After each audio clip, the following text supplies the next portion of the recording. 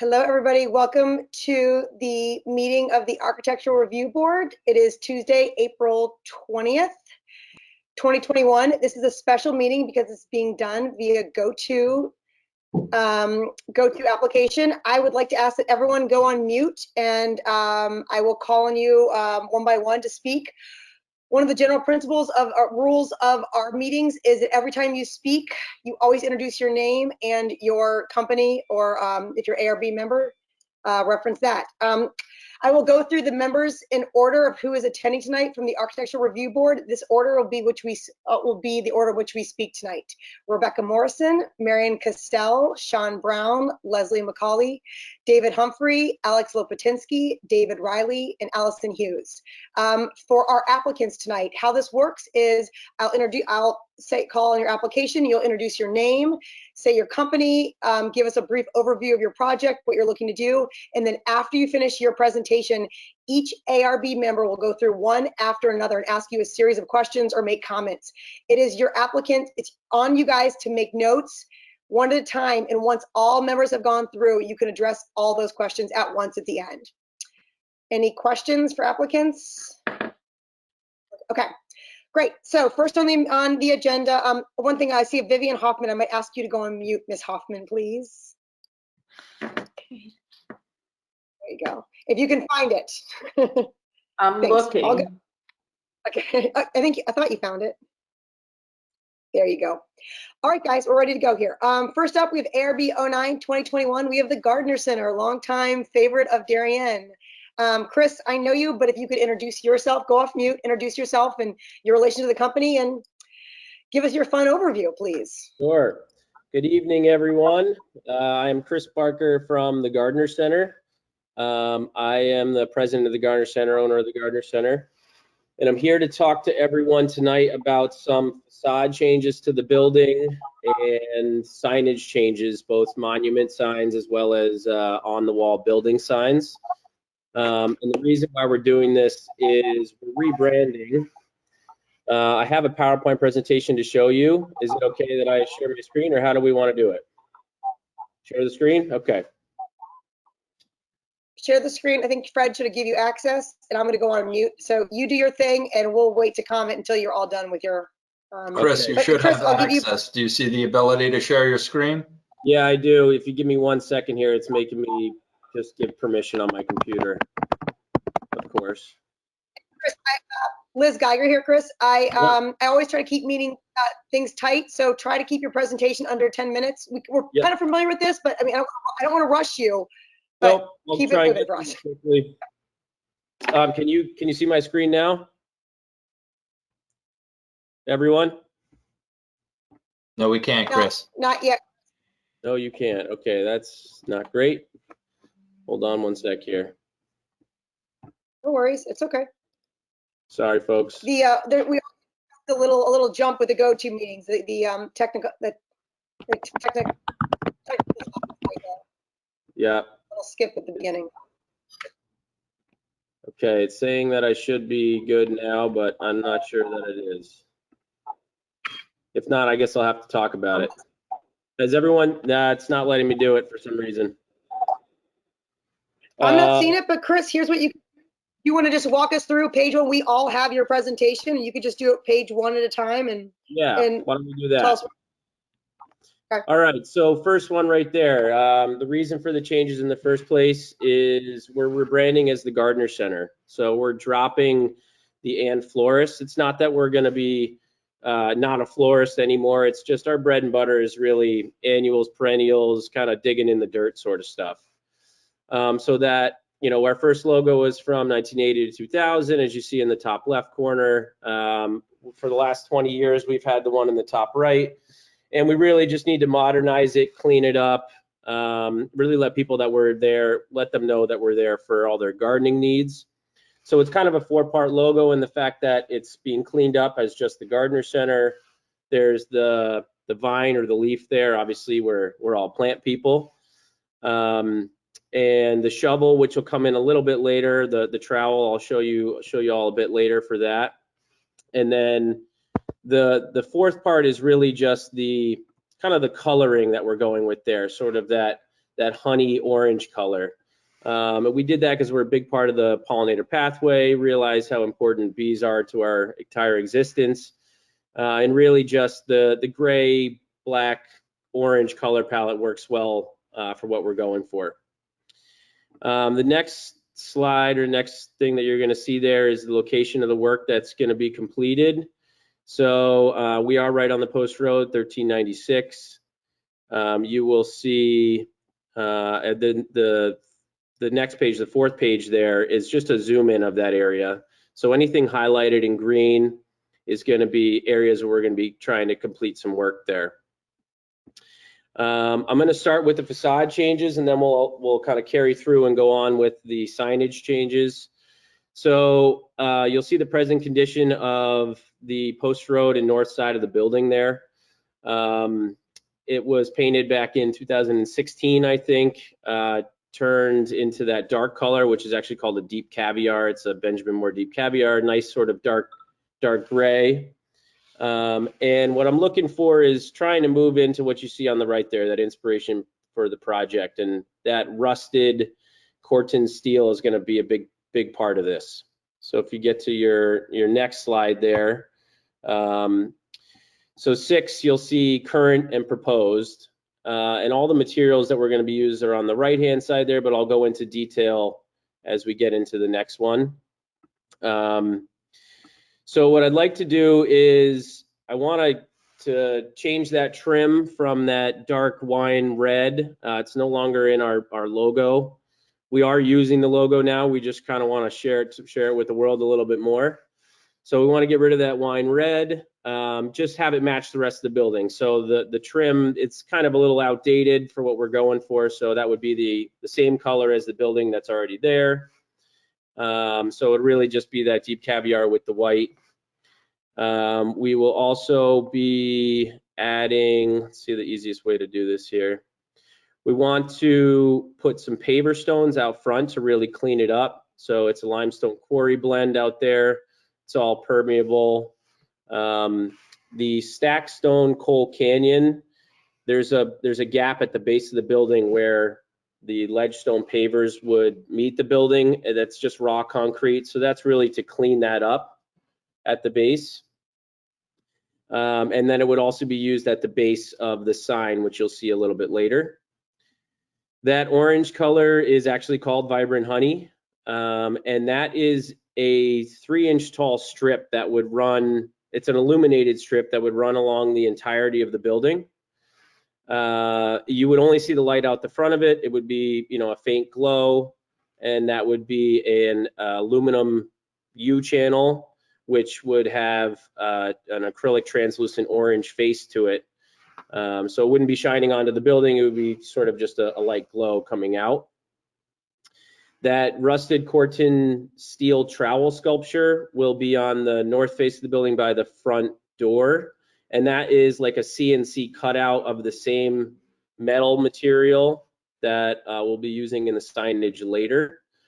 And that rusted Corten steel window box would match the trowel as well as the signage, which you'll see in the next, the next slide shows you kind of the proposed final facade changes of everything there without any of the signage going on.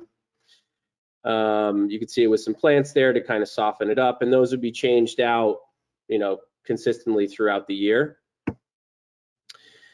As we get into the proposed wall and monument sign changes, again, that's what it looks like right now on your 9th page there.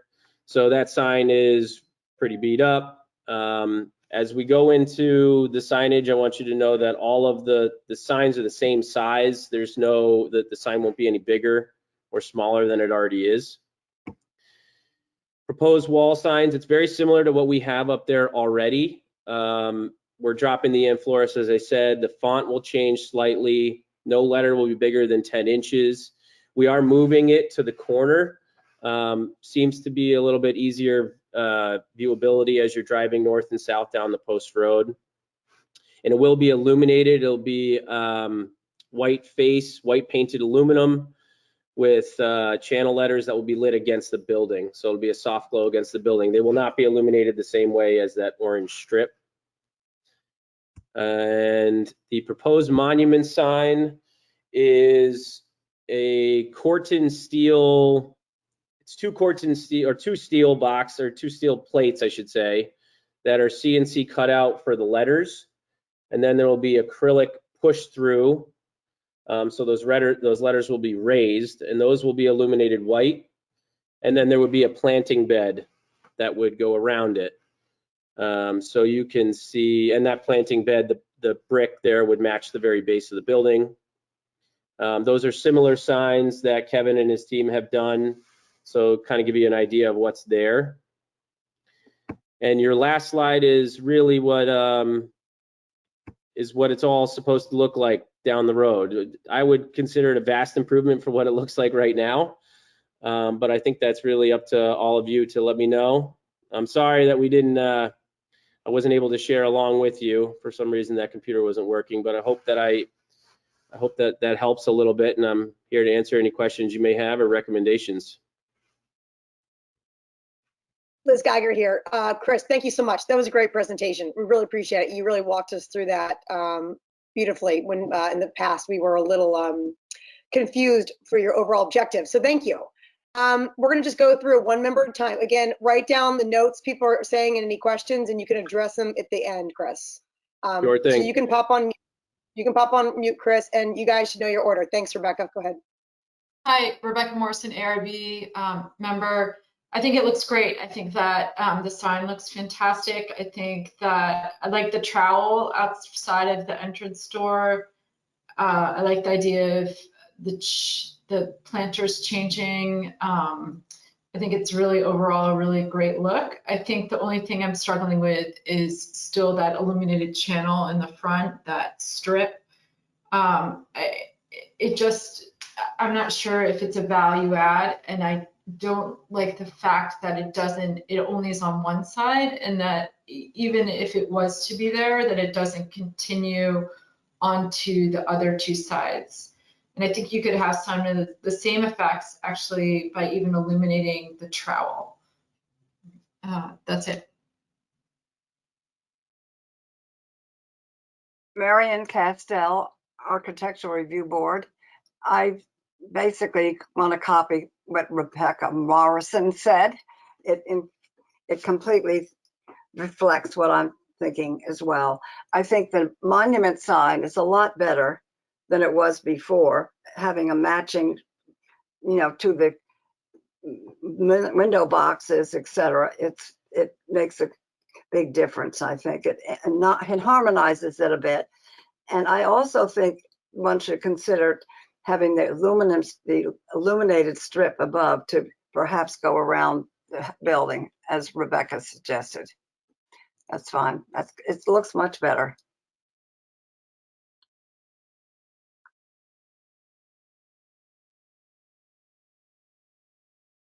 Whoever comes from me. Who else? Here, I'm waiting. I think we dropped. Oh, Sean, no, you're there. We got Sean Brown, then Leslie, David Humphrey, Alex, David, Allison Hughes. Sean Brown, ARB. My first comment is, where is the street address number? And my recommendation would be to put it in two places. One is at the bottom of the monument sign, and one is on the main entrance to your building on the glass doors. Number two, I am with the previous comments, but not so much on removing the orange stripe at the top of the building, as to my question more might be to David as to whether LED illumination in that strip is permitted. And then number three, followed up with the exterior illumination or interior illumination for the monument sign. And my comment may be that the internal illuminated monument sign may be a better looking sign with a soft LED as opposed to ground lights looking up at the sign. Those are my three comments. Thanks.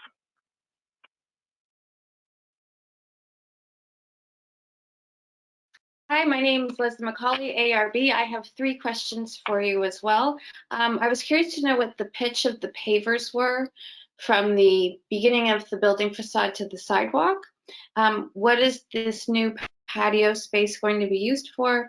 And are you concerned that the Corten steel window boxes are going to bleed down the patio? Thank you. David Humphrey, ARB. Definitely some nice improvements since last time we saw it. I do still have some concerns about the light strip. I believe where we left off with this was we had requested some sort of example image of this type of lighting that exists, potentially how it looks at night, because I don't think this rendering, really shows how this would actually look at night. So it would be good to get an understanding, if it's not provided here, what the illumination, the strength of the illumination for this light strip would be. And again, ideally, some sort of image that represents what this looks like at night. We're not totally against it, but I think it would be helpful to see how this would actually look in your mind. And then secondly, just would want to confirm that the monument sign is sized per code. I believe we had one question raised previously about the visibility issue that could cause. I know it's positioned where the existing sign is, but the existing sign doesn't go all the way to the ground. It doesn't have that larger stone base. So we just want to check that that's sized again per code, that's allowable, that there wouldn't be any visibility issues as far as traffic coming in and out of your parking lot. But I think that's it overall. Looks pretty good. The kind of trowel design on the side of the building is a nice touch. I agree with, I think it was Rebecca who mentioned it might be nice to actually see that illuminated potentially instead of the lighting strip. So that's it for me. Thanks. Alex Lopatinsky, ARB. Thank you for putting the package together. Now I fully understand what you're going after, and it's a nice, clean, updated look. I think you're doing some simple moves to give it a fresh face. I have a similar question to Leslie's about the Corten steel window boxes. I would recommend having them sealed so that they do not bleed, as well as the monument sign, because that is always an issue. And as for the orange LED strip, in my experience, you don't get your bang for your buck during the day with an LED strip like that, and you may not actually see it at night given its color unless it's pretty bright. So you may want to think about if that's part of your brand image to perhaps use a non-illuminated strip, and perhaps it's part of another material or paint, but you're probably not going to get the visual that you're expressing here in my experience. So just a thought about that.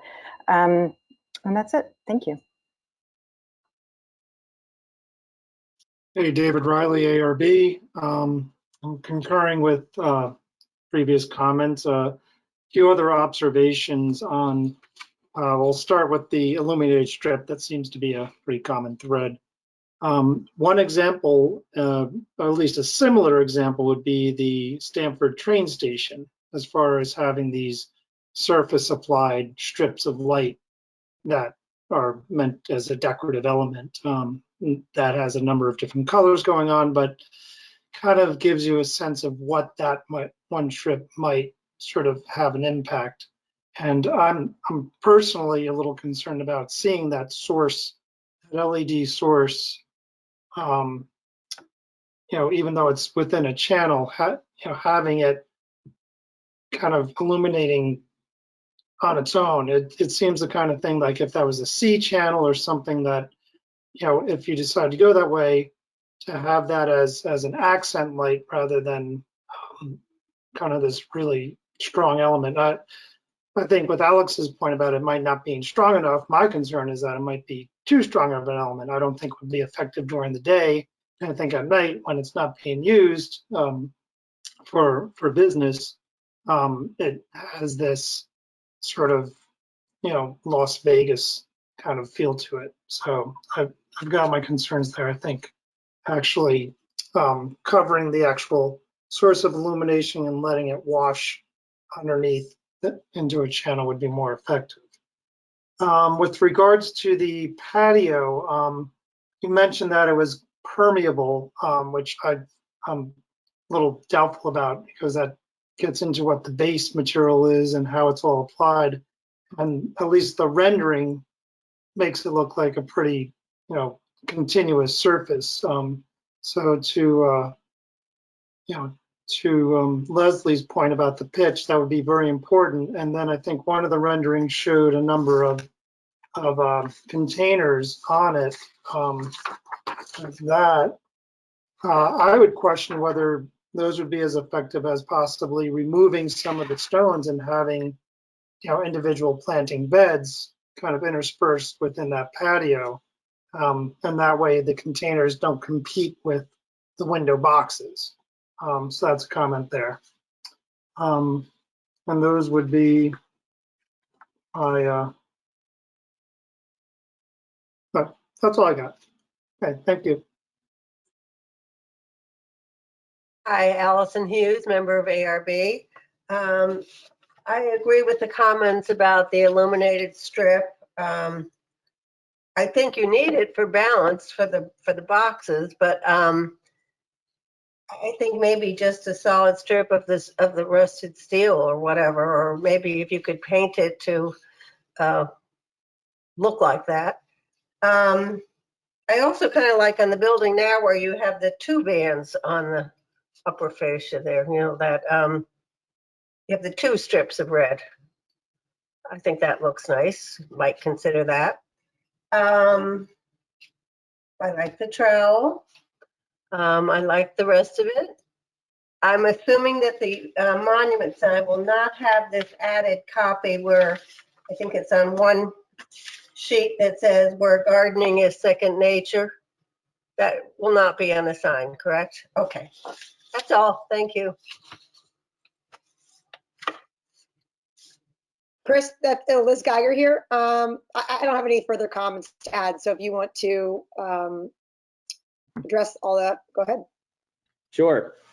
All right, I guess we'll start with the strip because it seems like the hot topic. The orange strip is on both sides of the building. If I didn't put that in there, that's my mistake, but it definitely is on both sides. And David Riley, I totally agree. The last thing I want it to look like is Las Vegas Strip. If anything, it's supposed to be an accent and very attractive, not something that's showy by any means. So whether it's coming up with some sort of a sample or something to try it, so that we all know, even myself, that it'll look good, I'm all for it. And Allison, I totally thought about doing like a painted aluminum strip that same color as a fallback plan. So if this lighting sort of U channel or C channel doesn't work out, I think that a painted strip would work out well. Totally like the trowel illumination. Thought about that as well. So I would love to do that. If we can make it all work together, I think it would look beautiful at night. Sean, I have the address number already on my two fence posts, I guess you call them, pretty much where we hang our chain at night. So those are vertically orientated on both entrances. I have no problem putting it on the sign. That's an easy do. And my window or my front door is good too. And that monument sign is internally lit, if I didn't mention that before. So it's a 9-inch light box with the push-through letters. So it'll look super sharp. I'm definitely not going to have ground lighting to light up the sign. It'll be much sharper than that. And the goosenecks on the building will go away. So I didn't mention that before. The patio is going to be pitched as little as it can, but enough so that any sort of skating water will run off of it. I don't want to end up with a patio that's too pitched and a sign and a monument sign that's perfectly flat, so that you have those different angles there. I think it'll throw your eye off a little bit. So whatever is necessary for the water to drain is what we're going to go with. And the so the rusted Corten steel planters, there's actually going to be a bit of gravel directly underneath them, I think, to allow for some drainage of the building. I think that would be the safest bet. But as soon as they rust, I was planning on sealing it anyway. Just, when you get that sort of magic color, seal them up so we wouldn't have to worry about any sort of staining. And this, the monument sign is going to be in the exact same place as it is now. If you remember, the sign that I have now actually has a waterfall underneath it. So it pretty much takes up the exact same footprint. And you can see or not see exactly the same amount. You can still see perfectly well as you leave and enter the property. What else we have here? The reason why we're doing containers out on the patio and not planting in ground, there's a couple of them. The container gardening business of ours, where we come out to people's homes and plant up their patio pots and stuff, is a growing business of ours that we're looking to expand on. So we want to, number one, showcase our pots out there, as well as, showcase our pots and our skills. That's one. We've also had a big issue with the snow plows and stuff in the wintertime. So when people plow H&L and the town plows the street, all that snow ends up right in that area, and the salt water toxicity up in that area for plants is not great. So having the containers up there will really be able to separate it a bit. So we can seasonally change out the containers if we want to add some more interest. I think it would really be a better bang, better pop than just in-ground plantings. And Allison, we tried in a rendering, at least, we tried the two strips, doing them orange as well, sort of that crown molding, for lack of a better word. It looked busy, and it looked like it kind of took away from the actual logo on the building, which is why we ended up with kind of just keeping it sort of recessed underneath the wordage on the building. Other than that, I think I answered most of the questions that I had. I don't know if Kevin may be able to chime in about that C-channel orange strip possibility, if that would help anyone. Otherwise, I think I am good. This is Liz Geiger here, Chairman. Pardon if I'm choppy, by the way. I'm having reception issues tonight. But can I get a show of hands from the AR members who are, as presented, are not in favor of the LED strip on the building?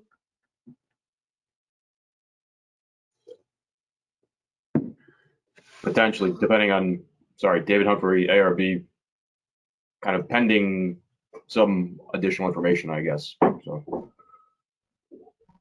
Sean Brown, ARB. I'm opposed to the LED strip totally. I would prefer that he put the iron metal up there and let it rust the same patina as the boxes below. I'm really opposed to the illumination at night on that particular issue. I would rather use the illumination for the trowel on the side and keep the internal illumination in the monument. That's my comments. Dave Riley, ARB. I'm concerned about the strip, and I think the suggestion of a mock-up is very important in this case. You don't want to go to that road and have something that's way too strong for the building at the end of the day. So a mock-up is highly recommended. Okay, Liz Geiger, Chairman.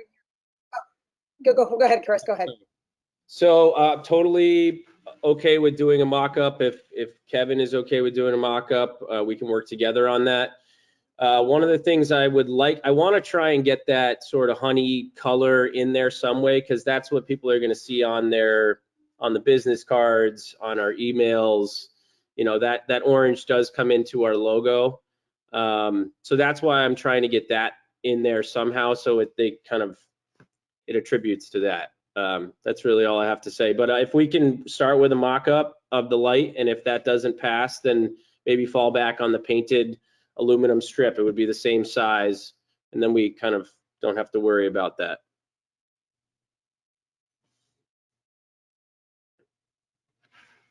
Liz Sean Geiger Brown. here. Oh, go ahead, John. Go ahead. Yeah, before you conclude, I would agree with them on the, you know, test the mock-up, but you're going to end up, I think all of us are going to agree, we end up with the painted strip. But I just had an idea on the monument.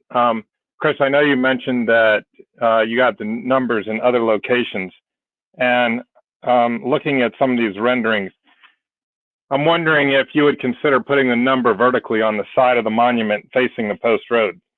Love it. Now, I throw that out to everybody in a little bit of sense, because I guess the first question is, what's the width of the monument?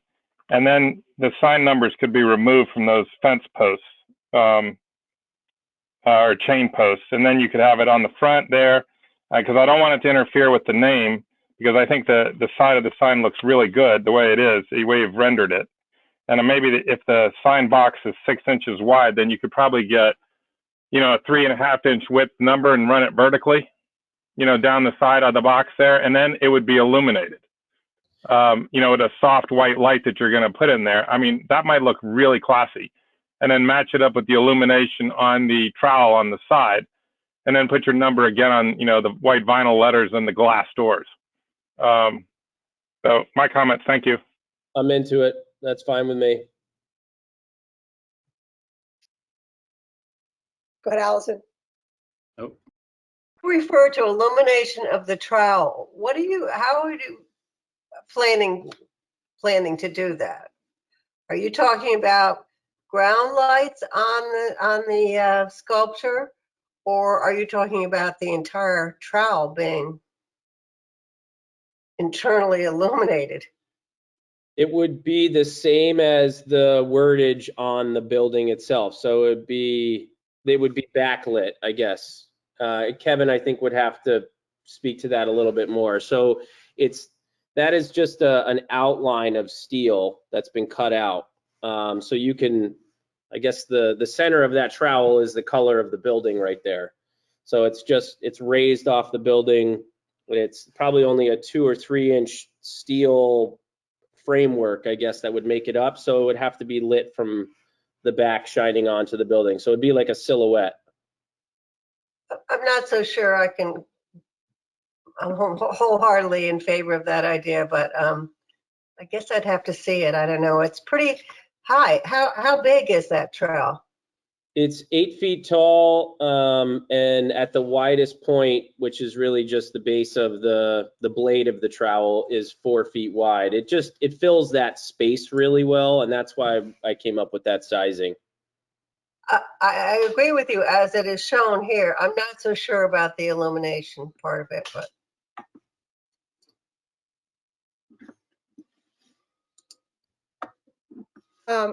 Kevin, did you want to say anything, or? Yeah. Hi, it's Kevin at Hungwell Signs. For the trowel, I would recommend putting strips behind and halo lit right onto the building. I don't know design-wise whether we can do a channel for that entire logo off the top of my head. So what we could do is cut out a flat piece of metal and then backlight it by putting a LED strip behind the structure and not have it dimensional and have it halo lit against the building. That was what I was trying to say, yeah. That's what you're thinking, yeah? Yeah. Okay. And you're okay with the cut for the monument sign? You're okay with cutting the side open and having the address illuminate as well, or? Yeah, I'm okay with the numbers being lit up. That's fine with me. Okay. And Alex, just going back to what you mentioned earlier too, we seal this type of sign with oil for the rusting, because just for that reason, and I think that's it. What I can do is obviously for the strip, the orange strip, is make a small sample for you, and go in that direction, and then we can settle that once and for all. Now, if you wanted to, I don't know if it's financially a great idea. It's going to be very expensive if you want to put a steel strip up there, because it's one side's 54 feet, the other one I think 34 feet. off the top of my head. So I don't know if we want to do that. Maybe we could do a painted aluminum, or now as an option, because I think we're proposing the C channel with the illuminated, the LED with a face on the strip. Would you do just a flat piece of metal with the shining light onto the building? Yeah, that would be fine as well. Maybe there's 2 samples we can show you guys. Internally lit and then halo lit strip on the to the building. So you can see a glow at night. You won't see the orange glowing. At night you would see like a soft white light, and during the daytime you would see just the orange strip. So you wouldn't see something glowing at night like a diner or an LED, or I don't know if that's an acceptable idea for you guys. So you don't have that bright orange. I'm gonna jump in here. This guy here, Chairman. Okay, so you guys got 2 examples to run by us. Kevin, can you work out with Chris on how you can get those made? And I don't know how costly it's gonna be, but it sounds like for the ARB to be comfortable with this, we're gonna need to see that light examples. You got 2 ideas. Figure out a time, like when you can get them up, and ideally, maybe they can go up in an evening at the Gardner Center, 1 or 2 evenings one night, and we could all do a field trip around and take a look at it. Or Kevin, let us know. Follow up with me administratively on how we want to logistically do that. I also recommend, though, Chris, have a 3rd backup plan. If we don't like this light, we need to have, if you're going to paint it that honey color, or if you're going to drop that altogether, but have a backup plan that is not a light option for that strip. Is that okay, Chris? Yeah, no, I think the backup plan would be that painted just aluminum strip, no lights. Okay. Right. All right. And I think, I mean, unless any board members, I can put that in my letter, and unless any board members here object to that or want to see that again. I mean, are there members that would want to see that actual strip as well? Or do you guys think that's a good compromise? And if they do choose that route, we will be in favor of it. Okay. It sounds like everyone's pretty good with that as a backup option, Chris. Okay. So let's work offline, you, me, Dave Keating, and Kevin Kane, to logistically figure out getting those samples for us to see in live at the building at night. Make sure your monument sign doesn't have that extra language like it's pictured in the one example, Chris. So it's just the logo. Yep. No tagline. Correct.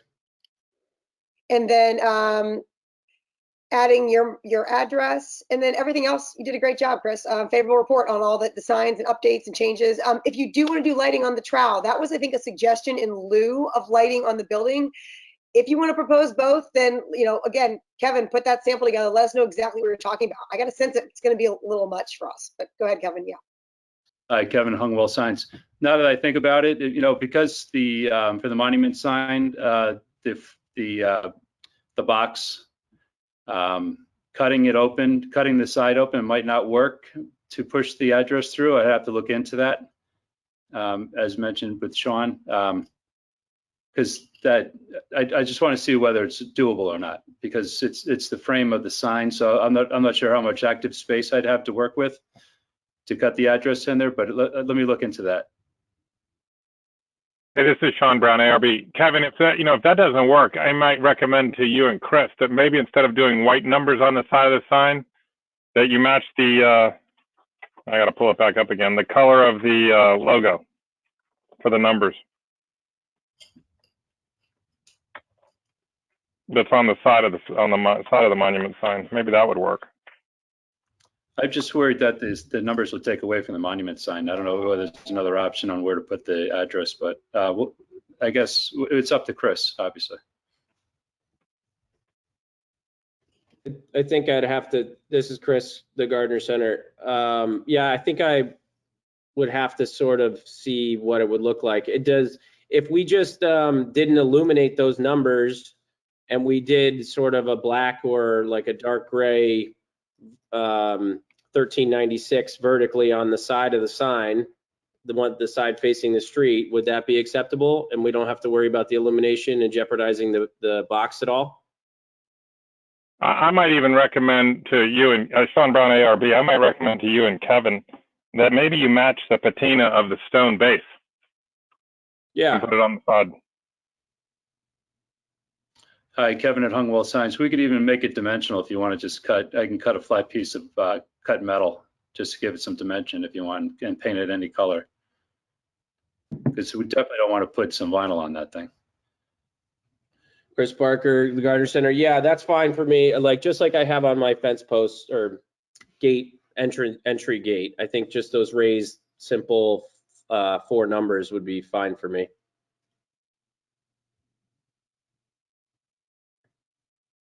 Okay. Here. Okay. Sounds like you guys came to a solution. If you guys put it together, it doesn't work, I don't know, let us know. But I think Sean's point is as long as the address is put onto the building so people can read it, passersby can see it, and it's done tastefully, which it sounds like you guys care about. So you have a favorable thing, but your LED strip. So Yeah. if you want to pursue it offline, we'll talk logistics. Okay. Sure. Okay. Thank you. I will get you a letter as soon as possible, but you can move forward with Kevin on your details and the rest of your application, okay? Great. Thank you, everyone. Have a great night. Thank you. Thank you. All right, Sean, you're going to get the final approval of that address, and I'll send it to you, so be ready on email. Next up, we have ARB agenda number 1221. This is the Gulf Big Red Rooster at 180 Norotan Avenue.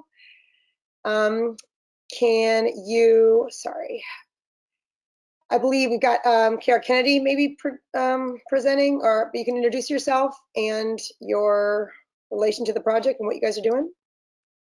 Hi, good evening. This is John Leclerc with Station Globe New England. We are the install company for the golf image. Great, thank you, John. Go ahead and we've got your packet here. I don't know if you want to share a screen for us, or do you just want to walk us through the packet? I'm gonna have to just walk you through tonight. I'm not able to share my screen. I'm working off my cell phone tonight. All right, so go ahead. All right. On the first page of the packet is just the overview of the whole gas station, of what we are looking to do there. Golf has upgraded their image, just like all the gas stations do eventually. They're going more of a white striped canopy with an orange fascia. If you scroll down to the next page, it goes into a little more detail of the canopy of the orange and the white striping, which would face the building there. Nothing's illuminated on the canopy. It's just dimensional paneling. The next page goes down to clearance signs for the canopy. So obviously the canopy's not getting hit by larger trucks. Flag signs on the canopy columns, so the customer could, look back, see what pump number they're at. The front of the store here, they would like to change this also. It's got a little different coloring here, the blue, and it says a light blue on the bottom, and then the orange Golf Express sign upgraded as well. The next page goes down just more detail, shows like for like. We're just replacing what's there currently. The following page has more photos of the building showing just what's there currently. And the dispenser visuals. This is the new image, just showing you that the difference between what's currently there and what we would like to install on these pumps. And the sign, we're keeping the same exact size that's there. It's just 2 new panels going on there, and it's an LED backlighting kit that will be installed in there, which just plugs into the existing fluorescent tubing lighting. So we could just, it's a nice easy plug and go there for us.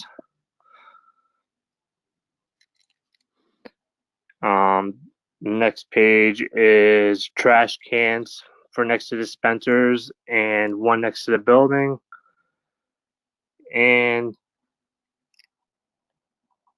then it goes into one POP sign, which I think might be, I think we're talking about not installing that. That might be a mistake there because I don't think we had any space on the building to install that from our meeting, so that might just be a mistake there. And then the next page is just the color specs to the site. And that's about sums it up. I mean, it's pretty. I don't know if I went too fast for anybody, but sorry if I did. Liz Geiger, no, we're just going to berate you with questions now. It'll be really fun. So you have a pen. That was great. Thanks for, we appreciate it. Do you have a pen? I'm going to run through the whole group like we did before and just write down notes, questions, and you can address them all in the end. Is that okay, John? Absolutely. Okay, here we go. Rebecca Morrison, ARB member. I have no questions.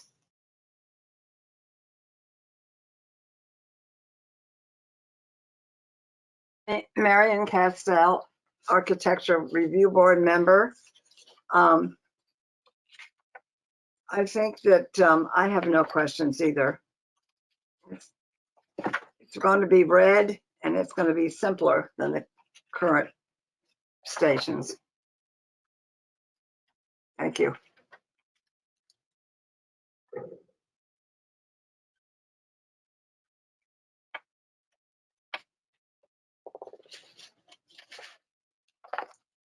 Sean Brown, ARB member. The only comment I have is in the changes that are occurring, can we get the number address put over the door on the glass on the underneath the express sign? Thanks. Leslie McCauley, ARB. No questions. Thank you. David Humphrey, ARB. Yeah, no questions. A lot of different pieces of this, but well presented, so thank you. Even though you weren't able to join us in person, or at least on video, but that's it for me. Thanks. Alex Lopatinsky, ARB member. I have no questions. Thanks.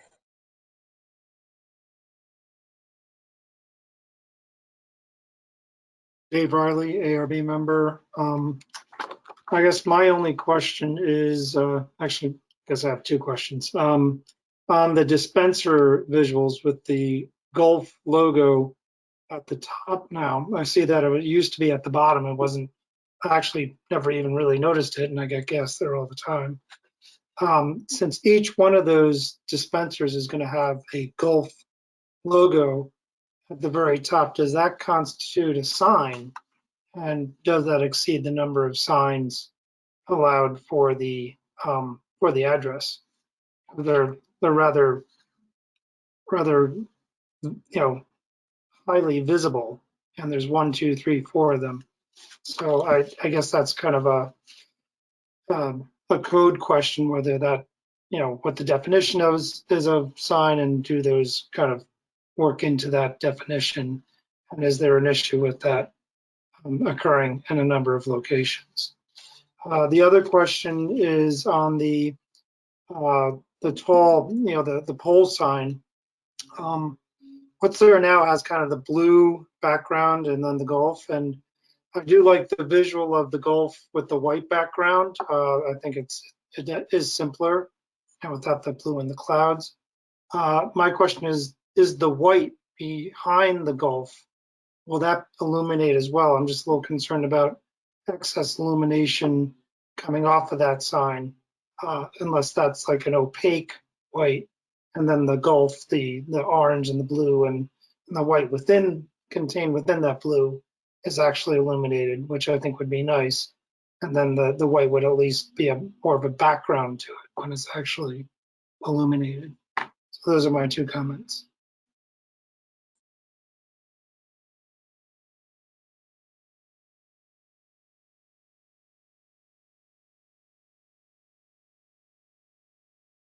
Sorry, Allison Hughes, ARB. I was having trouble unmuting.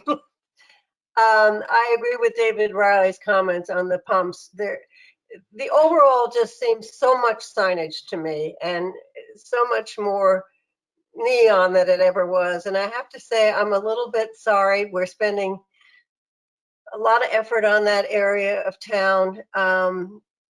The shopping center, I think, is going to be quite nice. It is a very residential section. It butts right up to a residential section. And I think that the proposed changes are quite not subtle. Let's put it that way.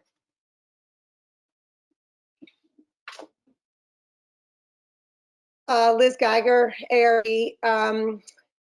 It's funny, the last two, John, the last two members mentioned the sign. Unless there is a caveat in our signage regulations that a loophole you're going to jump through, I'm going to support what Allison just said and what Dave Riley just said as well, that signage is way over the top. You have 4 additional logos on each of your pumps. You also have an extremely large grandfathered in pole sign that is wouldn't get approved in this day and age. So I'd say you get away with the wall sign, you get away with that big illuminated pole sign, but the things, all the logos on each of the pumps should be pulled. You could, with the colors, the white, I'd support that, so it's all one uniform look, but putting a logo on each of those is overkill. And I just think it isn't strong for your brand.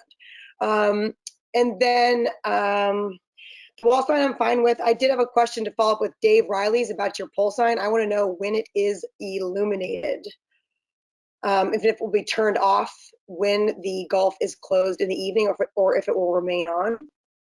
I'm sure you're aware of the regulations with that. You've done your homework here, it looks like, John. And my last thing to you is a overall just town proposal towards that site in general. I've driven by there a bunch of times. I live close by, John. And the golf has gotten a little sloppy outside. And if you guys are talking about improving the look of this, which we're all super in favor of, we're excited about this, I would put in a couple points to, first of all, remove your signboards. I see them popping out here and there about propane, about ice, this and that. Those aren't allowed in the town in general. And I also see just kind of stuff, clutter building around that sign. So I might just put a general plug-in if you guys, if you could urge the tenants there to use this as an opportunity to upgrade the overall aesthetics of the site. So those are my points. I'll turn to you, John. Thank you. And Dave Keating, sorry, Dave Keating, would you did you have a comment first on something? Yes, I do. Dave Keating, Zoning Enforcement Officer. Yes, each one of those signs above the pump, both the logo and the word golf, each constitutes an additional sign. Last time that the ARB dealt with this, when the station was being redone 20 plus years ago, the compromise was that the ARB said okay to the little word golf at the bottom of each one of the pumps, and then above the pump where it's highly visible to people going by, it just says the word self or self-service or the pump number, and it had that sky blue background that was the characteristic that they wanted to have at that point. So I think it would be appropriate to do the similar type of thing here, where we're saying, no, you cannot have the word golf or the golf logo above each pump. But if you wanted to have the word golf or the golf logo underneath the pump or on the bottom of the pump, that would be a compromise that would be acceptable as it was last time. And then above the pump, it would be just very generic, have the pump number and any fire code requirements or fire safety requirements, which I think are the other 2 orange signs on the columns. Those don't look to be like branding signs. So I was glad that several members of the ARB picked up on that, because that was one of the big concerns last time. Liz Geiger here, John, before you jump in, I appreciate, I think Dave has a good compromise and suggestion, but John, I'm actually gonna go on the record and say I don't support any golf or anything on those pumps. I think you guys have huge signage with that. That pole sign is 20 feet tall or something. I mean, what is that? It's 23 feet tall, and it abuts a very quiet, lovely residential zone that we want to keep. So with respect to our neighbors, I mean, it's part of our duty to look out, to consider each of these buildings in the aesthetic of the larger neighborhood. And because where your particular gas station is, I personally feel there's less leniency with overall signage in that location. So sorry, John, do you want to jump in and comment to all our different suggestions and thoughts here? Yes, and I'll start off with, I totally agree with you with the valances. I caught it off the bat when I looked at the site, when I rode the site, and I saw the brand book that Golf gave me. I was like, there's no way this is happening. So I agree with you there. And they do have a smaller valance that's actually the same exact size that's there, and it's just orange and white that matches the canopy. So that's actually doable for us. I do want to talk about the pump doors under the dispensers on the lower part. It does say golf on there. That is more of a faded golf. I mean, it's kind of like ghost lettering on there, is what they like to call it. But just wanted to see if you guys are okay with keeping that. If we go with the valances, the smaller ones like this is existing currently. And as far as the MID, the white does not illuminate. That is opaque. So it's just a golf that'll be illuminated at night, and we could dim the LEDs down so that it's not extremely bright. So when it is at night and we understand it's a residential area, we can make that work for everybody. As far as the overall site with the extra signs and just cleaning up, that's part of Golf's new image. We have to go in there. We have to remove a lot of that stuff. They don't like seeing any of that extra signage. They want nice, neat, clean, tidy sites. So I think that was everything. And the address over the door is absolutely doable. So I think that's everything. Hey, this is Sean Brown from the ARB. I just did a quick Google Maps search on the site, and on Norotan Avenue, it's showing a 2020 image taken, and it's Golf's, prior, I guess. And if you're coming down West Avenue and looking into the parking lot, it's standard. And I'm bringing it up because the standard more follows David Keating's comments versus from the West Avenue side versus the Norotan Avenue side for the Gulf. So I'm just bringing it up so everybody can see the different forms that have transpired. And let's move back to what David Keating suggested. Thanks.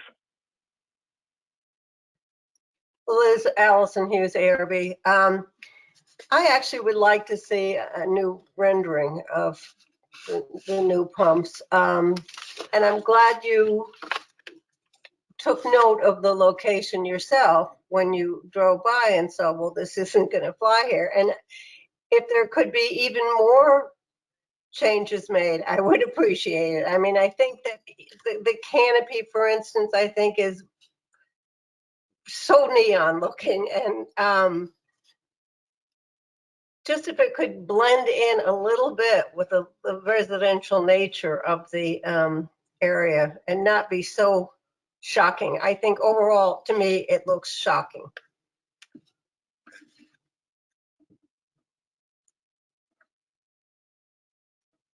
Liz Geiger, any members like, I guess Rebecca, Marion, or Leslie, Sean, Sean, you talked, Dave, Humphrey, Alex, you guys went early on, having heard some commentary. Do you guys want to add anything else? I think definitely a new mock-up of the pumps would be a great idea, but do you guys have any other comments you guys that might help John here?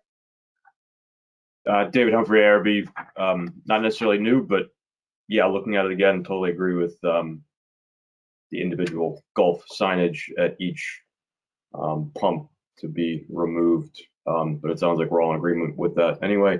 And yeah, in general, if there's anything else that can be done with color choices to help it blend in, would certainly seem to be beneficial, not only to the surrounding area, but also potentially to the Gulf brand and their representation in a residential area. John, it just seems, Rebecca Morrison, ARB, it does seem that there must be a different, in Gulf's lookbook, there must be a more conservative tactic. And I'm wondering what that actually is, that they must have additional signage requirements for either residential or historical zoning. So what is that package in Gulf's proposals and lookbooks? Yeah, Alex Lopatinsky here. I agree with Rebecca. I was going to make the same suggestion that the brand book probably has options for you to choose from. Be good to see it. Marion Castell, I'm going on this train of making it a little subtler. And I'm sure you could go ahead. Now, the sign over the door that's expressed with the orange and the blue seems to be, jumps out at me a lot of being not too subtle either. That particular express sign, when you might look at that as well.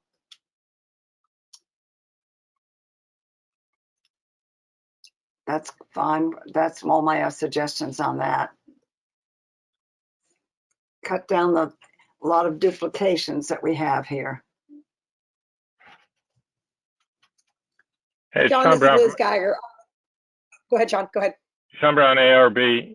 David, I got a quick question regarding the West Avenue side windows on the corner. And I just picked this up looking between Google's 2016 and 2020 images, and then look back at the application. On the most corner window on the north side of the building, they have the price, the LED, digital price per gallon signs in going from the top of that window to the bottom. And then as you roll the corner onto Norotan Avenue, they have them there as well. And my question is, when we value the glass or calculate the glass at 30%, it's total glass, which would wrap, both the north and west facing glass. Or are we calculating it based on the fascia side of the building?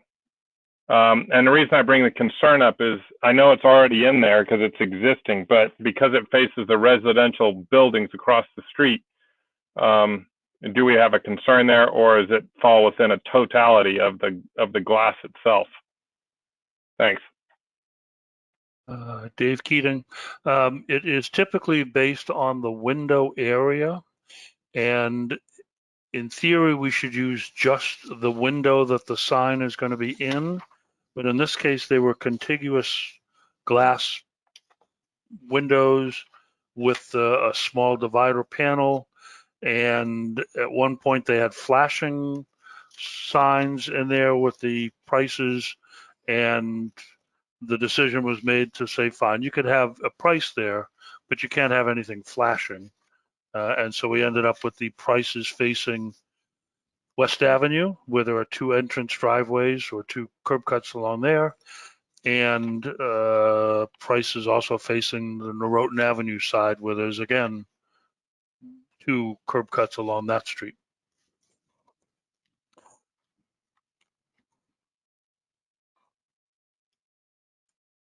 Liz Geiger here, Chairman. John, I think you put together a really strong package. We really appreciate this presentation you did. You were very thorough to give us good visuals here, and it's no discredit to your presentation. That one was really strong. I think though, with the Gulf signage package that they chose to present for this particular gas station and this particular location is reading just too aggressive in this neighborhood, in this environment. So it will not be a favorable report. I'm going to ask you guys to go back to the drawing board and come back with an additional rendering, additional plan. As one of our members said, go back and see if they have a more conservative tactic for the residential or historic zoning in their plan book.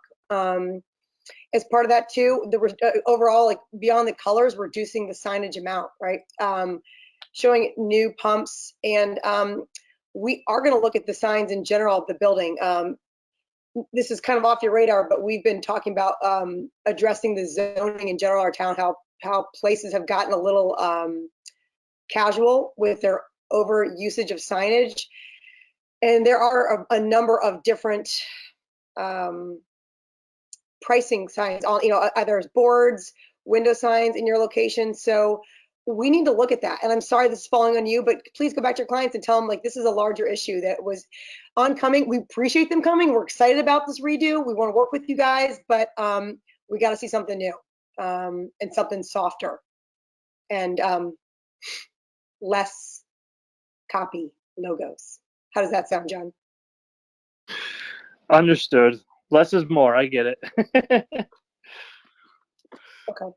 We want your business to be successful in Darien, and we found that less is more in Darien. We appreciate that. So and we really appreciate what you're doing. Again, you did a great presentation. It's nothing against you, the lack of favorable report, but we'd like to see something different. So come back. We've got our meeting in May, and I can tell you real quickly, so you can put this on your calendar for your clients. Our May meeting is on the 18th at 7 p.m. So you need to get your materials into our offices, the ARB town offices, by the 4th of May. So you have about 2.5 weeks here. 2 weeks. 2 weeks. Okay, I'll get to work then. Thank you very much. I appreciate it. Okay. Thank you so much, John. Thank you. All right, guys, last agenda item of the night, last applicant agenda item. We've got ARB number 13. This is WIM at 1049 Boston Post Road. I think, Greg, you seem to be the only member here not in ARB. So introduce yourself, tell us what your relationship is, and thank you for coming.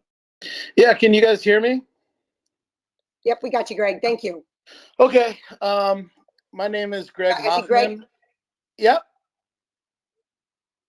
Okay, my name is Greg Hoffman. I'm the co-owner of WIM. I'm here with my business partner, Vivian, who happens to also be my mom. And we are the newest store in town, I think. We're a women's clothing store. We sell fun, affordable clothing. And we're really excited to be here in town. We've had a really great response. Everybody in town has been super welcoming and warm and kind to us. We've been we've been employing a lot of local moms and kids in the area, and that's been great. And what I wanted to do is present our sign application that I think I kept pretty simple. We decided to keep the same signage as the previous several stores here in town. And we decided to keep the signage consistent with the building as well as the surrounding stores in the shopping center across the street and down the block.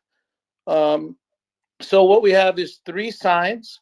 One of them is a basic wall sign. It's the name of our store, WIM. It's acrylic. It's 1/2 inch thick. It's very small. It's only 3 and a little bit more square feet. It's going to just be a matte black sign with a little bit of red. It matches the sign at Sipster's, the wine store next door. And it's going to be over the main window of the store. The next sign that we have is an awning, and it's a small awning that's just over the door. It can help people, stay dry if it rains. And we have our logo on there. It's the same as the store that was there before us. And the last sign is a blade sign hanging above the sidewalk. It also matches the same dimensions and material as Sipster's wine store next to us. And as the other stores down the street, like Pliables and other businesses. And yeah, that's it. I know in the previous meetings, there have been problems with the owner wanting to put an awning on the other side of the building over Uncle's Deli parking lot. And we have no intention of ever doing that. We don't want that to be a problem. So we're going to keep everything to one side. And that's it.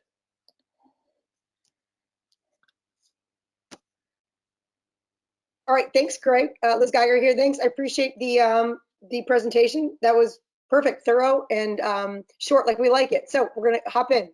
So get your pen ready. Start scribbling away. We'll get some comments to you. Rebecca Morrison, ARB member. I think it looks great. I know that the question is going to be is where's the address, but oh, I see it. It's on the above the door. I think it looks awesome. I think it looks perfectly clean and simple. And I like it. I'm in favor. Marion Castell, ARB. I think it looks great. Thank you. Sean Brown, ARB. Greg, are you planning to remove the awning on the Uncle's Deli side and replace it with just a straight black awning with no logo, or are you going to completely remove it? Just curious. Thanks. Leslie McCauley, ARB. It looks great. Can't wait to come into your shop. I'm wondering for continuity, if you have the background of the awning and the sign the same color, maybe you do them both white. And then for your sign, you could put, for your blade sign, you could make that black. It just doesn't read as one storefront. And then also if you could do a less ornate bracket on the blade sign. Thank you. David Humphrey, ARB. Looks really nice. Just would want to check, this is more of a Dave Keating question, that a business can put their sign in 2 different locations on that storefront. But other than that, looks nice. Thanks. Alex Lopatinsky, ARB. I agree with everyone. It looks very nice and clean. 2 comments. The awning over the front entry, is there a reason why the 2 sides of the awning on the triangular side are open? And if perhaps you could consider closing that off to make it a little bit more substantial from just a design aesthetic. I agree with Leslie about sort of the front face wanting to be consistent in color, and maybe the bracket, the blade sign being black. And I don't know if it's just me, but the blade sign looks ginormous. So is it out of scale? Is it out of proportion? Or is it just the visual that was put together? It'd be good to understand if that's in keeping with allowable blade sign dimensions.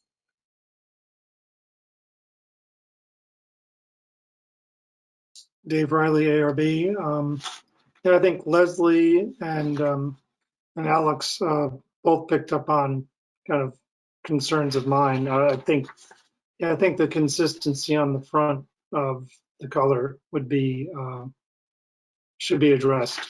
And the size of the blade sign, 2 feet by 4 feet, and the overall bracket is 5 feet projection from the building. I would just ask to confirm that in fact does match the dimensions of the blade sign at Sipster's. If they're consistent, then I would presume there's no issue with it. And I do agree, a simpler bracket would be nice. A little too much frou-frou. Thank you. Allison Hughes, ARB. I think the sign looks great. And actually, I like the bracket. I think it's whimsical, but I'm one person. I'm a modernist. Okay. You're not whimsical? Hey, this is Sean from the ARB. I'm just going to jump in here real quick because I'm looking at Sipster's bracket, and Sipster's bracket is exactly the one that's proposed here. Thanks. Yep, and Dave Keating here. I'll jump in. I'm the zoning enforcement officer. And as Greg mentioned, they kind of copied the signage that Tina Dragone had. Unfortunately, Tina Dragone didn't always get permits for her signs, and there were a number of issues and battles that we had with her. And the awning sign was one of those battles. The front of the building is allowed to have either a wall sign or an awning sign. It can have a black awning. It could have an awning with some decoration. It could have an awning with a street address on it. Or it could have the name of the business on the awning, and then the wall sign would then go on the inside of the window instead of being on the outside of the building. So it's either an awning sign or a wall sign, but not both. And the size of the hanging sign is allowed to be no more than 7 square feet. So the 2 foot by 4 foot is just slightly over, so it'd have to be brought down in size a little bit to comply, but it looks like there's plenty of room to do that. So those are my 2 comments about the application. This is Sean from ARB. Dave, do you know if Sipster's bracket is the same as the proposed 5 foot length on this one? I mean, the only reason I ask is because as I'm looking at it, it is the same design with the curl S in the center of it. Thanks.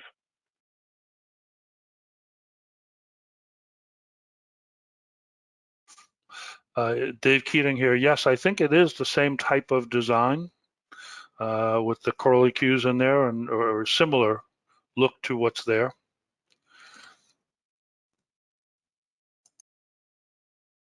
All right, Liz Geiger, ARB. All right, Greg and Vivian. I think everyone likes your logo, your design, and likes your sleek look. It looks like it'll blend in well here and be a very successful shop, at least aesthetically speaking for now. But to Dave's point, I can't give a favorable report right now because the signage is too much. So you could have the awning, but pick if you want the logo on the awning or logo on the wall. The other idea there is I'd support what some of the other members have said here about on the front. It does read as 2 separate shops. I mean, I love the white on the black and the black on the white, but it reads as 2 different shops. So maybe picking one. I understand why I didn't go with a white awning. They get dirty quickly.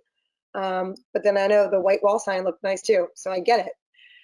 Tough decision. And then I'm in favor for the bracket if it matches. I think that's going to be a stylistic choice for you guys. If you have a sleek, modern look, would go with a cleaner bracket. But if it matches Sipster's bracket, then it would make sense to have what you presented here. But we do need to see a revised presentation with just 1 sign on the front. What do you guys think? Are you talking to me? Would Yeah, you like sure. me to go ahead? Okay. So I'll just go through everybody's comments. And Sean, you had asked about the awning facing Uncle's Deli. That awning's already gone, and we don't have any intention of putting it back anytime in the near future. About the awning and the sides of it being opened or closed, it's kind of like just a stylistic approach. The modern approach is to not close the ends of the awning. And we think that having it open will allow people to more clearly see the building from different angles. If you guys would really want it closed off, we're open to that. For the different color backgrounds, the picture is a little deceiving. There is no background on the wall sign. It just looks like that from the computer generated image, but that's just the white paint. So it's just a black logo on the building. There's no background.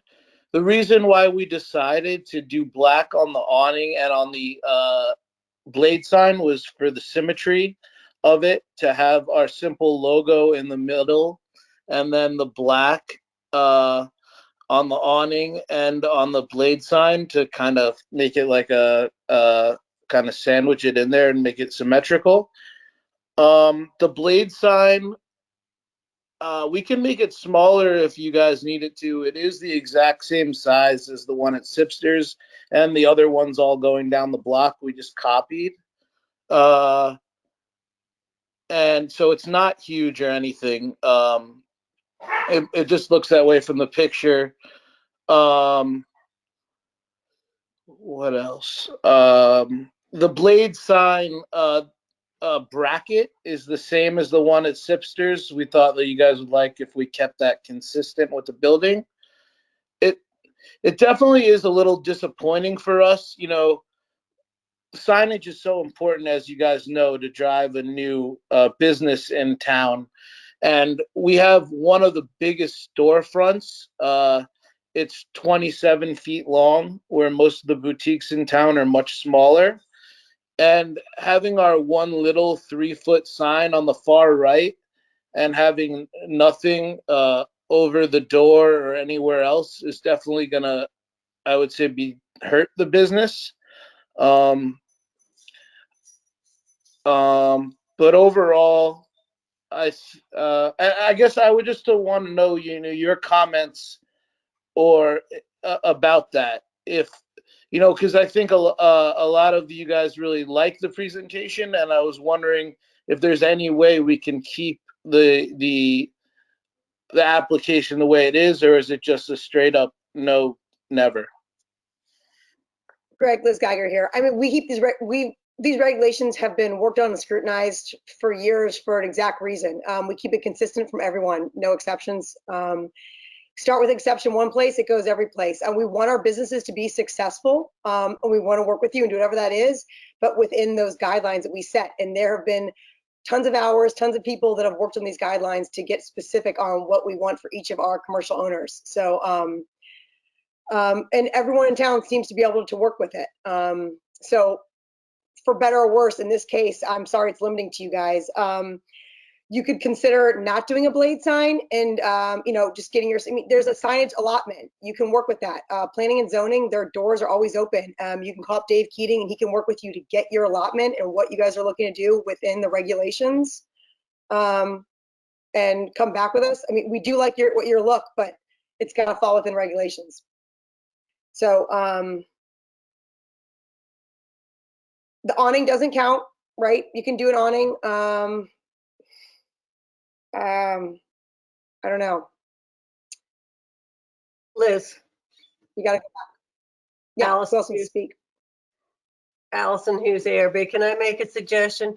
I think that possibly if you left the awning as it is with the signage on the awning, and then in the window, you can do a graphic in the window and applied,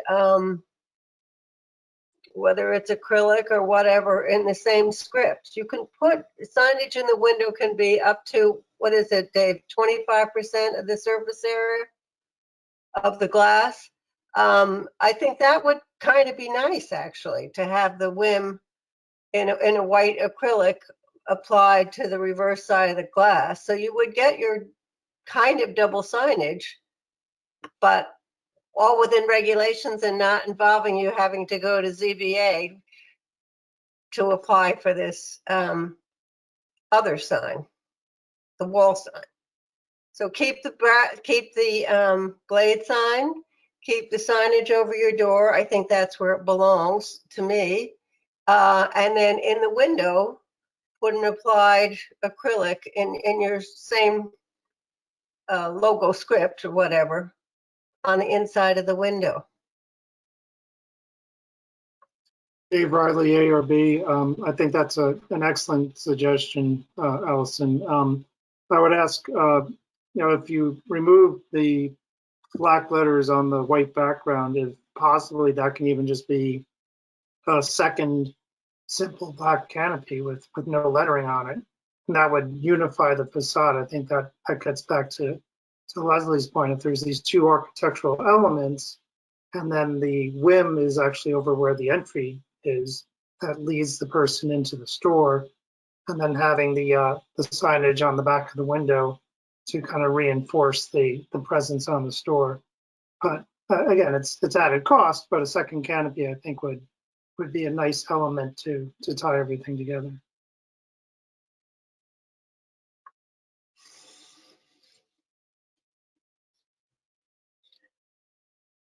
Greg or Vivian, do you guys have thoughts, comments? Do you want to brainstorm, or I know it's disappointing. I'm sorry you guys are disappointed, but what are you thinking? So, are we allowed, if we,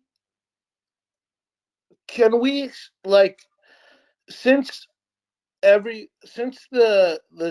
ARB board seems to be okay with certain aspects, like the blade sign, and the problem is having two signs on the front. Can we put up our blade sign so we can have some signage since we are open? Would that be something you guys would be vote on, like approving? Absolutely. I can give you absolutely a favorable report for the blade sign and say that we're still working on the wall sign. Absolutely. Okay. So do I just email you about that or something? Sorry. So Greg, so what I can do is I can get you a letter that says you have a partially favorable report that we support the blade sign, but we are still under works on your wall signage and awning on how that's going to be treated. And you can work with Dave Keating or myself offline and come up with a new proposal.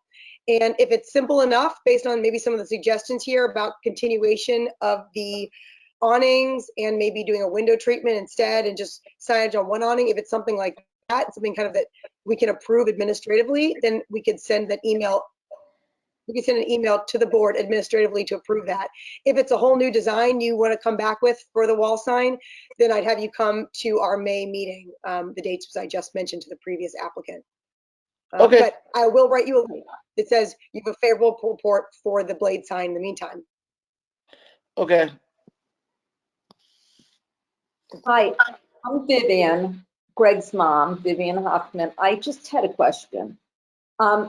If we chose, could we keep the awning without our logo on it and keep the logo just over the window? Only because we also have the lights that are there, which is consistent with Sipster's, that go over the logo, and it may look strange with nothing there. So that would be okay to do. Yeah, Dave Keating here. Yes, that would be one option, to have a black awning over the front door with maybe the street address on it. And then the wall sign above the window underneath the existing lights. And that would be the exterior wall sign that's allowed by the regulations, in addition to the blade sign. So there'd be still the black awning, but it would be blank except for the street number, and it would be the wall sign above the large window and underneath the lights.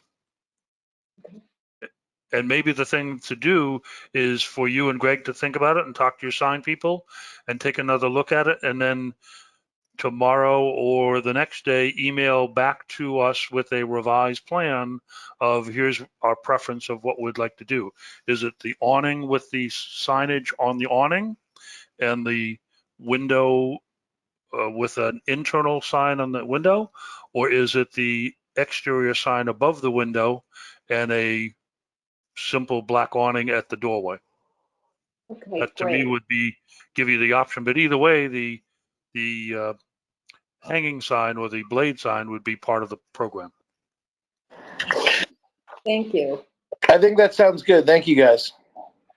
David Humphrey, just one final potential suggestion is you could, I think, do the building number in script to comply, but to tie in with your script font for WIM. Yeah, that's a good idea.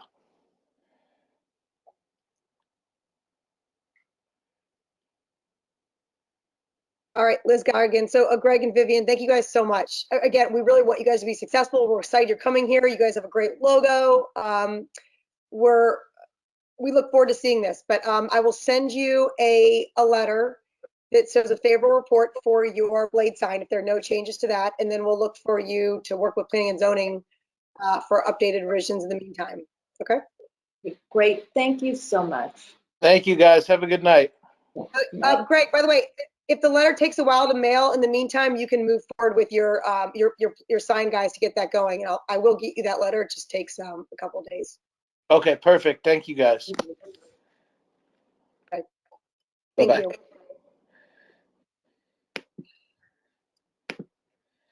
All right, guys, we've got a Darien Diner preliminary discussion next on the agenda. I don't know if Dave, is that something that you were going to talk about, or were they going to join us? Dave Keating here. There was some discussion about the applicant wanted it on the agenda, didn't want it on the agenda.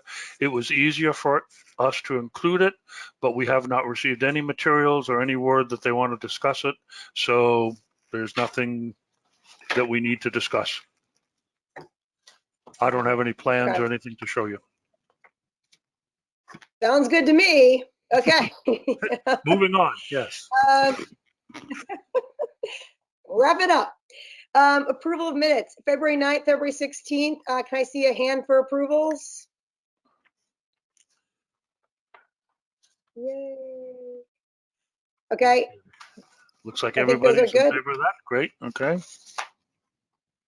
All right, last agenda item is review of the application forms. I sent you guys new forms. I'm sure in your busy lives, you didn't look at them. I'll be honest, if they were sent to me, I wouldn't look at them either. I just hope that I took care of it. But Leslie, yes, you have a comment. You looked. I looked, Liz. Thank you so much for doing this. It looks fantastic. And I had one comment on the new building addition facade update. Under additional application materials required, I immediately went to see, of course, if there was landscape. And when I got to the location site map, I'm like, oh, there isn't one. I wonder if this should be alphabetized, because there is a landscape, but it's at the very bottom. Okay, genius. Okay. So I wonder if someone just goes, oh, there's nothing here for landscape because there's locations, it goes from site law, goes from site plan to location site. But maybe if it's alphabetized, people can skim an eye faster. That's it, looks great. Thanks, Leslie. Liz, Marion, I think it looks clean and it looks good. I'm concerned of having so many pages though. I think I agree with you, Marion. I think the goal of this is to get this up online. Tamara's been working with a new system. Tamara and the offices of Planning and Zoning is trying to get this up online so it's not this huge form. Dave Keating, is that correct? Yes, that is. But you give so many options, you know, of different types and so many boxes. You give them a lot of choices, which is maybe better. But, well, it will be, and with two sides, it will only be 2 pages, you know, as compared to 4. But I think it's could be slightly simpler somehow. If you have ideas for how to make it simpler, I'm all on board. I tried to. The minute I tried to cut stuff back, a new application would come in of something that wasn't on an application. We were like, this should have been on the application. So then I went in and added an extra thing and an extra. So I tried to be thorough. So go ahead. Liz, Alex Lopatinsky here, ARB. I wonder if this is going to be a digital application. A lot of these things can be either pull down menus or scroll through. So it really actually can be shortened quite a bit. You know, when you're looking on the online application, and you're not seeing all these lines and check boxes. It can be hidden or just pull down as you're going through it. That's a good idea. I love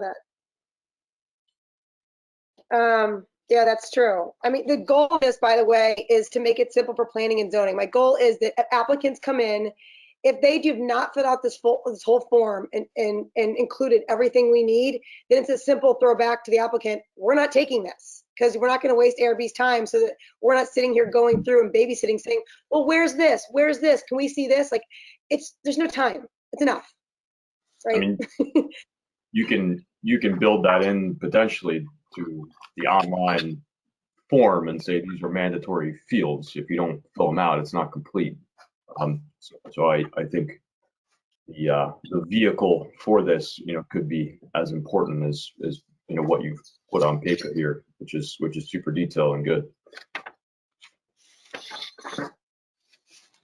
Okay.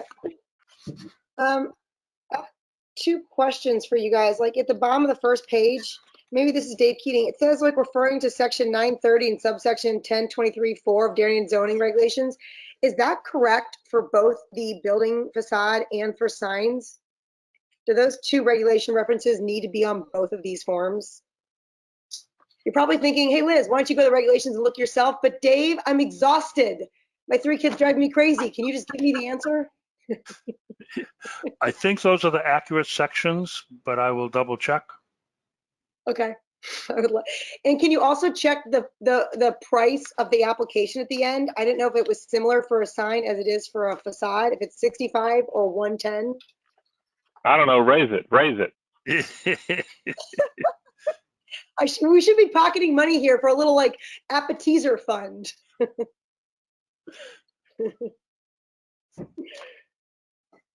All right. Okay. That's great, guys. 2 other. Oh, I'm not allowed to talk about other business. Okay. Oh no, I am. Can I talk about other business? Can I get a second to mention 2 other things about to mention something about sign regulations? Can anyone give me a second? Second. What's it called, Dave? Go ahead. Thank you. Okay. I sent a letter to the planning and zoning department. Dave was aware of this, but about the number of signs in town, how it's gotten a little out of control. People have signboards out, people are throwing up extra window signs. It's getting really sloppy in town.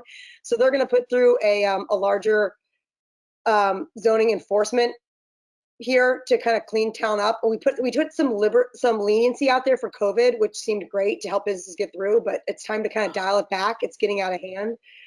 So they're going to go ahead and start cleaning up town. And I guess my thing to you guys is, again, if you ever see signs in town that we haven't approved, that are, a number of signs past regulations, Sean, you see street signs, street addresses you went up there, whatever it might be, I encourage you guys to write me and Dave, copy Tamara, and let us know so we can help as a collective effort.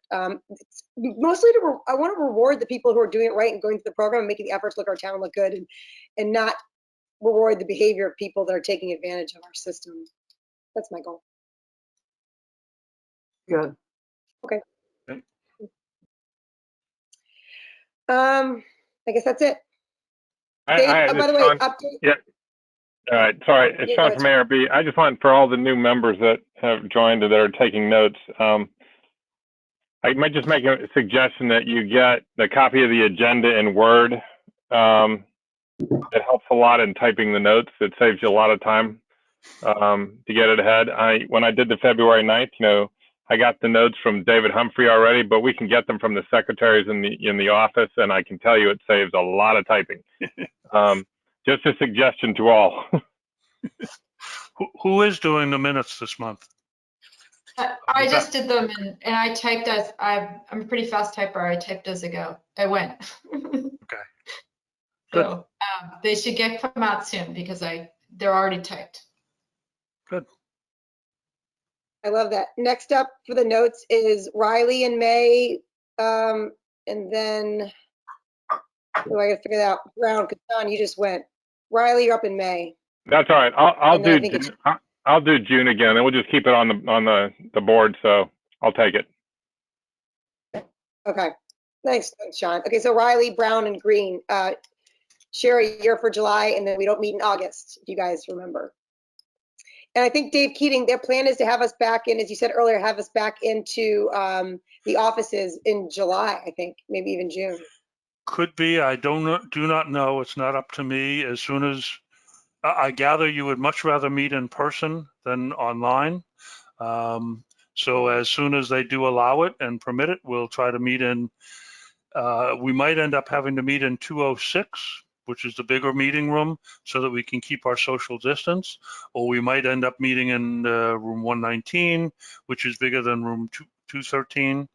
But I gather, as soon as we can meet in person, you would prefer to do that. Yep. Okay. This is Sean. Hey, Fred, is there a possibility that we could get a monitor, a 48-inch monitor in the room, that, you know, portable monitor that we could hook up to display Google and other things for, you know, electronic or digital when we come back? That's a great idea, Sean. I don't know if Fred is available at the moment, but I know that we are working on getting bigger monitors for our use here in the office to be able to review plans and drawings and documents.